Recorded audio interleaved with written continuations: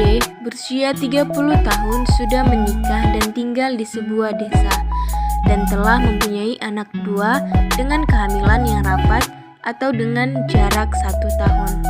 Dan dari data tersebut, perawat Sarnita datang untuk memberikan penyuluhan KB agar si ibu dapat melakukannya dan mencegah kehamilannya. Pagi Bu, perkenalkan saya perawat Sarnita. Di sini saya akan melakukan penyuluhan tentang KB atau keluarga berencana yang sudah kita kontrak kemarin. Baiklah, apakah Ibu bersedia? Iya, suster. Baik, sebelumnya Ibu suaminya gimana ya Bu? Sedang ada urusan keluarga, tapi saya dan suami sudah sepakat untuk melakukan KB. Oh baik Ibu. Baik Ibu, sesuai dengan data, apakah Ibu dengan Nyonya D dengan berusia 30 tahun dan memiliki 2 anak, namun jarak kehamilannya sangat rapat ya Bu ya, hanya 1 tahun. Iya, suster. Oh baik. Baiklah Ibu, kita mulai saja ya Bu ya penyuluhannya. Baiklah Ibu, di sini ada leaflet, jadi Ibu bisa membacanya, tapi saya juga akan menjelaskannya kepada Ibu. Baik Ibu, ini leafletnya. Baiklah Ibu, kita mulai ya Bu ya. Baik Ibu, kita sudah tahu sebelumnya keluarga berencana itu yaitu untuk meningkatkan kesejahteraan ibu dan anak dalam keluarga yang bahagia. Jadi di sini dalam keluarga bahagia ini terdapat alat kontrasepsi untuk mencegah kehamilan. Jadi Ibu, di mana alat kontrasepsi ini banyak Bu, bukan hanya satu. Seperti dalam metode sederhana itu ada tanpa alat atau obat, di mana itu seperti pantang berkala. Pantang berkala ini seperti Ibu boleh melakukan hubungan suami istri tapi tidak dalam masa subur. Lalu ada dengan alat atau obat. Nah ini ada seperti kondom dan diafragma atau cup. Nah ada juga Bu metode kontrasepsi yang efektif. Nah ini yang sering dilakukan pada ibu-ibu zaman sekarang, di mana ada pil, ada AKDR atau alat kontrasepsi dalam rahim, kemudian ada suntikan, lalu ada implan atau seperti yang biasa dibilang susu. Baiklah Ibu, sebelumnya apakah Ibu sudah tahu ya bagaimana itu kondom? Iya, kondom itu adalah alat kontrasepsi yang disarankan pada alat kelamin pria. Lalu Bu, di sini ada pil KB. Jadi pil KB ini adalah alat kontrasepsi untuk mencegah kehamilan, di mana ibu harus meminum obat ini secara teratur. Baru Bu ada suntik KB. Nah, ini yang biasanya rata-rata masyarakat memakai ini karena dia ada yang per bulan dan ada yang per 3 bulan. Jadi ini disuntikkan pada lengan atas ibu maupun pada bokong ibu. Lalu Ibu di sini ada spiral atau IUD. Nah, ini adalah pemasangan alat kontrasepsi pada rahim. Jadi ini untuk mencegah kehamilan, namun alatnya diletakkan atau dimasukkan dalam rahim ibu. Jadi Bu, di sini juga ada implan atau yang biasanya susu, di mana alat kontrasepsi yang dimasukkan pada bagian bawah kulit. Nah, ini yang terakhir ada pantang berkala yang seperti saya bilang tadi Bu. Ibu boleh berhubungan suami istri tapi tidak dalam waktu subur. Baik Ibu, dari penjelasan awal saya ini, apakah ada yang ingin Ibu tanyakan? Iya, suster. Apa keuntungan dan kerugian dari alat kontrasepsi ini? Oh baik, jadi Ibu bisa membacanya juga di leaflet ini dan Ibu bisa mendengarkan penjelasan dari saya. Di mana keuntungan dan kerugiannya ini ada banyak juga Bu. Yang pertama itu keuntungan dan kerugian dari kondom. Yang dimana keuntungannya itu memberi perlindungan terhadap penyakit menular seksual atau PMS. Jadi Ibu dapat terhindar dari penyakit menular seksual seperti HIV, lalu dan lain-lain. Kemudian dapat diandalkan dan sederhana dan mudah untuk digunakan.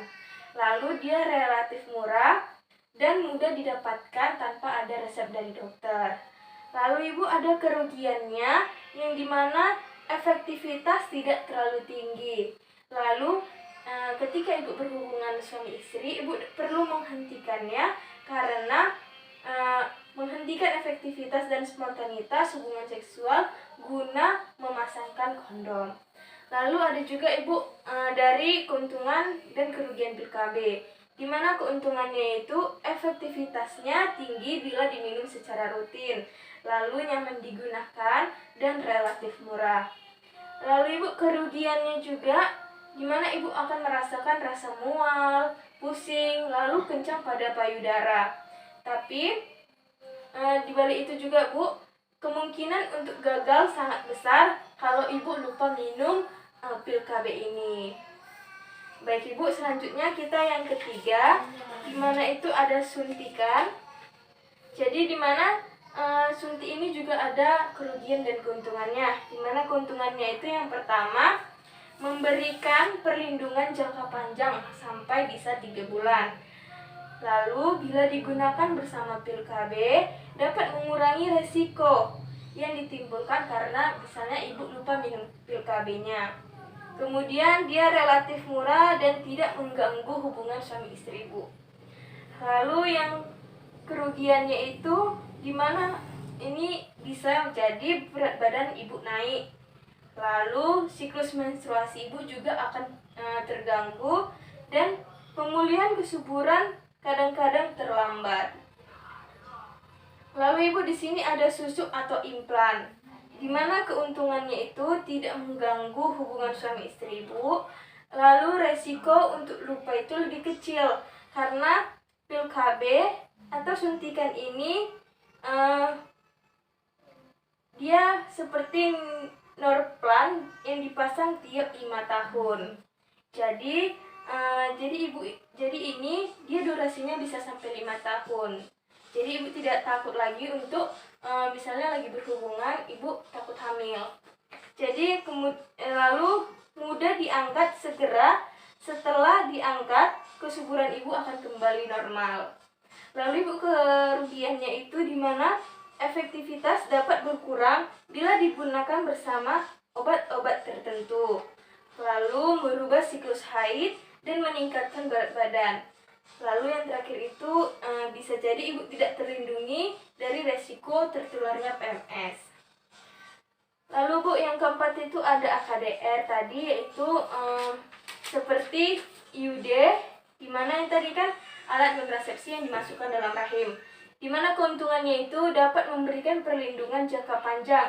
Nah, ini bisa sampai 10 tahun. Lalu dia reversible, di mana ibu hanya kembali ke klinik bila muncul keluhan. Kemudian kerugiannya perlu pemeriksaan pelvis dan PMS sebelum pemasangannya. Dan di mana ini butuh pemeriksaan benang setelah periode menstruasi jika terjadi kram, bercak, dan nyeri.